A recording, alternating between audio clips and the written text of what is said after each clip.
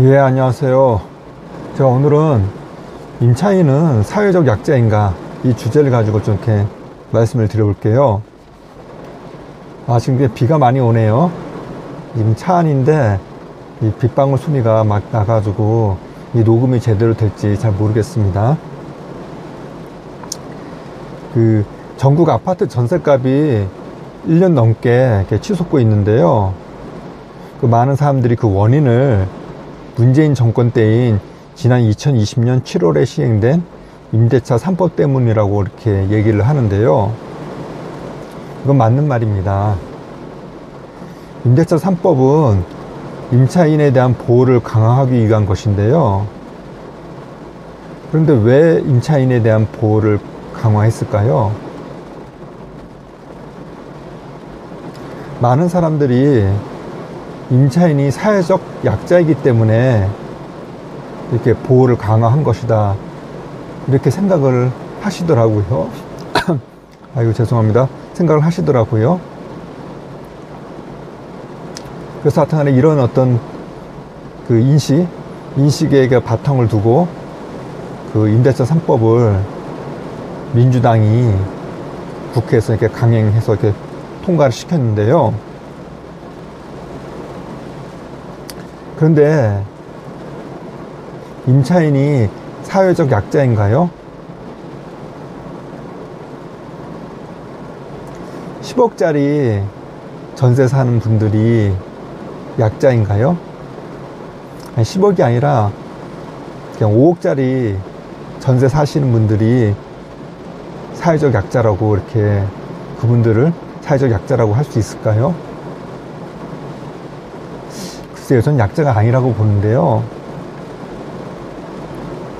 이렇게 약자가 아닌데도 무조건 약자라고 이렇게 간주하면서 혜택을 주니까 당연히 그러면은 이 전세에 대한 수요가 늘 수밖에 없는 것이죠.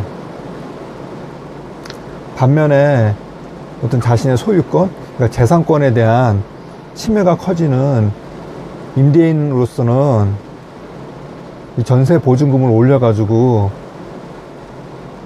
본인이 어떤 감당해야 할 리스크, 그걸 갖다가 완화하려고 할 수밖에 없는 것이죠. 결과는 그래서 전세값이 오를 수밖에 없는 겁니다. 이 임대차 3법 때문에 이제 임차인은 최소 4년간 보증금 거의 안 올리고 이게 살 수 있어요.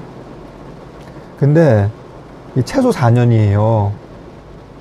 만약에 어떤 임차인이 이제 계약을 2년 했단 말이죠. 2년 해가지고 2년 만기 될 쯤에 그때 경기가 안 좋아가지고 이 전세 값이 좀 낮아요. 그러면은 어떻게 하겠어요? 그냥 집주인은 그냥 살라고, 그렇게 삽니다. 그럼 이제 4년 사게 된 거잖아요. 그러다가 이제 4년 돼가지고 이제 4년 계약이 이제 만료될 쯤에 보니까 이제 또 전세값이 또 오르는 거예요. 그때 임차인이 계약갱신 청구권을 갖다 행사하잖아요. 그럼 또 2년 보증금 거의 안 올리고 또 살 수 있는 거잖아요. 그러면 6년 동안 편하게 살 수 있는 거죠. 이게 8년 이게 될 수도 있는 거예요. 그래서 이 계약갱신 청구권, 임대차 3법, 이거 핵심인 계약갱신 청구권 요거 때문에 최소 그냥 4년 이상은 이렇게 임차인이 안정적으로 이렇게 살 수 있는 거죠. 근데 그러다 보니까 이 임대인 입장에서는 정말 좀 이렇게 곤란한 상황이죠. 어떻게 보면은 진짜 재산권을 갖다가 침해당하는 거죠. 이뿐만 아니라 임차인에도 좋은 거, 임차인은 재산세 낼 필요도 없잖아요. 근데 집주인은 재산세 꼬박꼬박 내야 되죠. 그리고 임차인은 만약에 집에 좀 문제가 있다, 작은 어떤 소모품 이런 거는 그냥 본인이 어떻게 교체하고 해야 되지만은 그 이상 좀 이렇게 소모품이 아닌 부분에 이렇게 문제가 생기면은 그 집주인한테 고쳐달라고 하면 되잖아요. 이렇다 보니까 이 전세 사는 게 괜찮단 말이에요. 좋단 말이에요.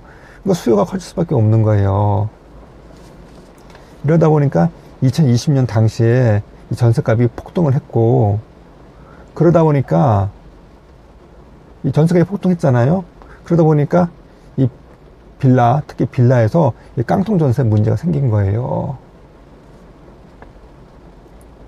그래서 깡통 전세의 큰 원인 중 하나가 이 계약갱신 청구권이에요.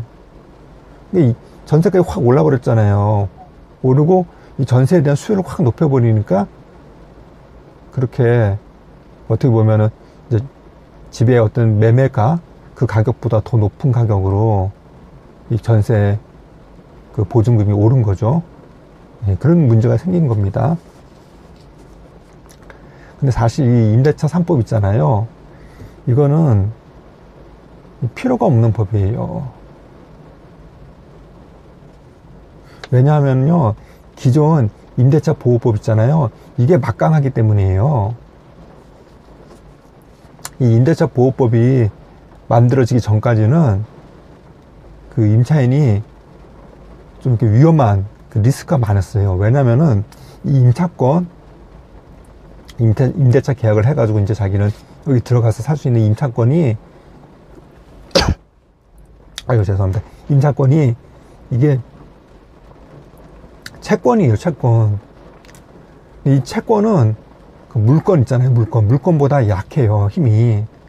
물건은 뭐가 있냐면은 뭐 소유권, 뭐 저당권, 근저당권 이런 게 물건이거든요. 그래서 인편에 살고 있는데 새로운 집주인이 나타나잖아요.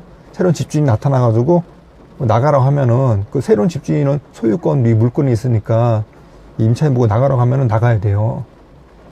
그리고 만약에 이 집주인이 그 살다가 은행에 이게 저당 잡혀가지고 돈을 좀 빌렸단 말이죠. 근데 돈을 못 갚아가지고 이제 은행이 저당권 행사하잖아요.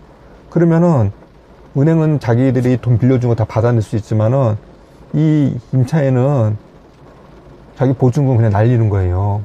이런 문제 때문에 그 특별법으로 임대차 보호법이 만들어진 거예요. 이 임대차 보호법 만들어지면서부터는 이제 그런 문제, 이 임차권이 거의 뭐 이제 물건보다 어떻게 보면 더 강력한 그런 법이 돼버렸어요. 그래가지고 충분히 임차인은 보호를 받거든요. 그런데 이 갑자기 지난 그 문재인 정권에서 무슨 임차인을 보호한다고, 임차인이 사회적 약자도 아닌데 왜 보호를 해요? 이미 이 임대차 보호법 아래서 임대인과 임차인은 그냥 동등한 계약 관계예요. 그렇게 그냥 동등한 계약 당사자로서 이렇게 잘 신앙이 돌아가고 있었는데 의도없이 임차인은 약자다 뭐 이런 식으로 해가지고 이 임대차 3법을 갖다가 통과를 시킨 거예요. 그래가지고 이제 이 전세에 대한 수요가 커져가지고 전세값이 올랐단 말이죠. 이렇게 되면 어떻게 되나요? 집값이 오를 수밖에 없어요. 집값 오르면 또 그만큼 또 전세값 오르는 거고, 이런 부작용이 생기는 거죠. 지금 보니까 이제 집값 상승이 전세값이 올라가지고 이제 이 전세값이 오르가 너무 많이 오르니까 차라리 그냥 집을 사자. 그래서 이렇게 그 집을 사려는 그런 어떤 수요가 좀 늘고 있다고 하네요. 그래가지고 오늘 2일이죠. 오늘 2일 기사를 보니까 전세값이 오르자 실수요자들은 매매로 눈을 돌리고 있다. 그래가지고 아파트 거래가 지난해 12월 이후 5개월 연속 늘었다고 하네요. 전세값이 계속 오르니까 이제 다시 또 이제 매매로 이렇게 수요가 더 돌아가는 거죠. 이렇게 되면 또 집값이 오를 수 있잖아요. 그래서 저는 하여튼간에 그 임대차 3법은 민주당이 이 강행을 했는데 이건 큰 실책이다, 잘못된 정책이다, 이렇게 봅니다. 예, 감사합니다.